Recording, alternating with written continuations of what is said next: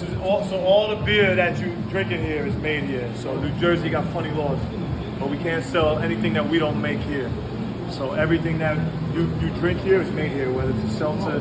We got non-alcoholic beer, we got alcoholic beer, which is the good beer.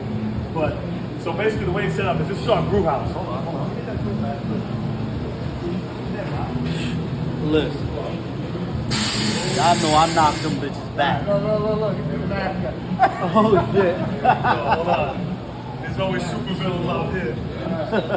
So basically the way it's set up, so if you look on that back wall, all that is grains. It's oats, it's wheat, it's malted barley. And what happens is we put our recipe together on the ground. Now we just expanded. So this thing was 4 times smaller.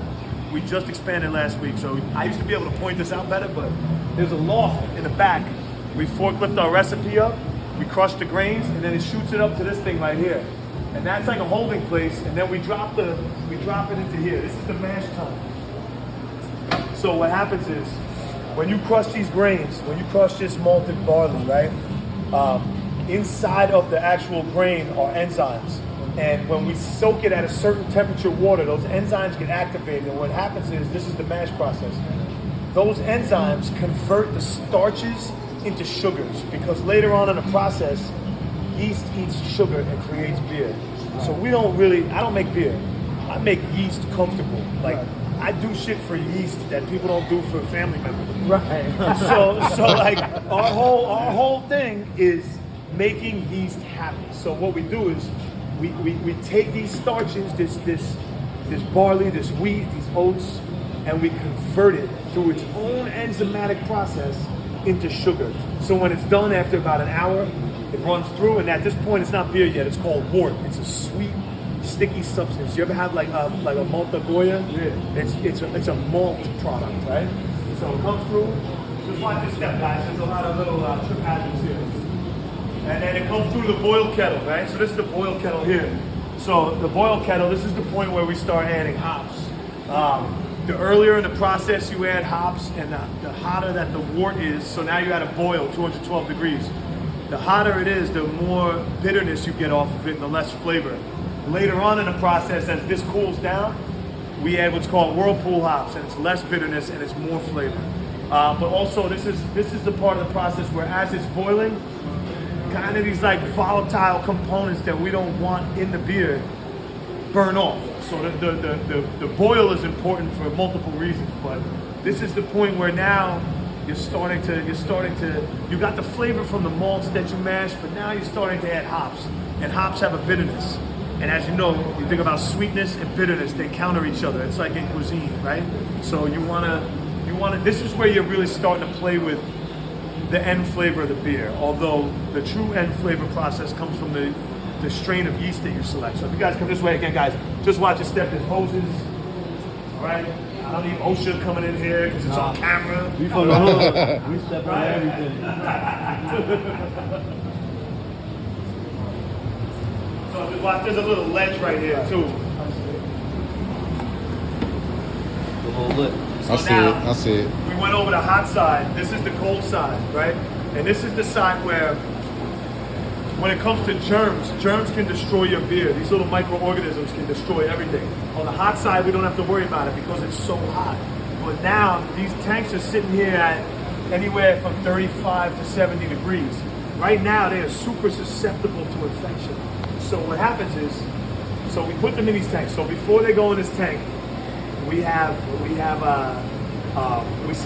First of all, we hit them with caustic, we hit them with acid, Right. We sanitize them. These tanks are like pressurized, ready to rock. We pump the beer into them, and then what happens is we put yeast in the top, we seal it back up.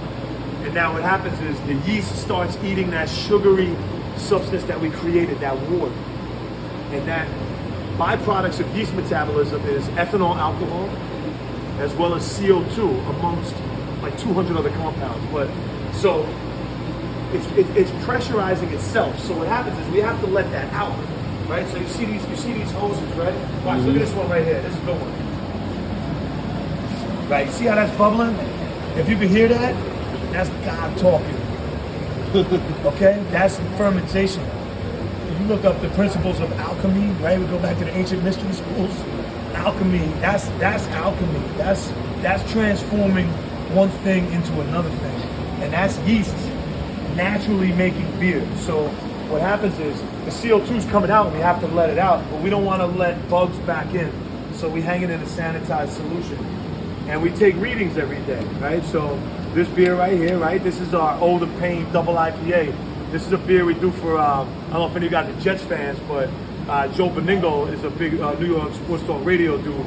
He does his podcast from here. It's called Older Pain. So we did this beer for him. But what we do is we take readings every day. It's a bad example because it's a new beer, but every day what we do is we check how dense this liquid is. Because the yeast eats it, lets off gas, and creates alcohol. So at one point it's super sweet, but as the yeast eats it, it chews away the sugar and creates alcohol and it gets lighter. And that's how you know the percentage of alcohol in a beer. I know that X amount of malt with X yeast at X temperature and X condition is going to give me X beer at the end. And then also what we do sometimes is what's called dry hopping. Dry hopping is when we hop here. We'll open up that port, dump hops in, and that's no bitterness. It's straight up flavor. So like IPAs always get dry hop.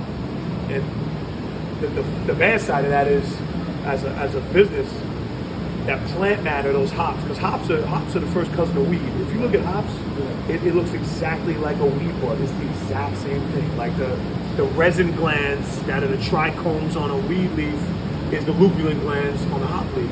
So what happens is, because it's a plant, you put it in, and that plant soaks up some of the liquid. So like when I do an IPA, it's super expensive because, I'm not complaining, we sell the shit out of IPAs, but it's expensive because I'll put 10 barrels of beer in here, and a barrel's 31.5 gallons. I'll put 10 barrels of beer in here, but because I put so much hops in, that vegetal matter sucks up liquid, I'll only get 8.5 barrels out. But I can charge $8 for X amount ounce glass, or I can sell the beer for more because the market understands that. But yeah, that's it. That's the beer process, man. So then, when we're done, hold on, we're not done. Watch a little ledge here. That almost killed me. We do our kegging. We do our kegging right over here. Yeah, he told about it when we first came. Like if you was We got a candy line. We have a candy line that we pull up here. But then we come in here. Oh, way down. Yo, this is fire though. All right.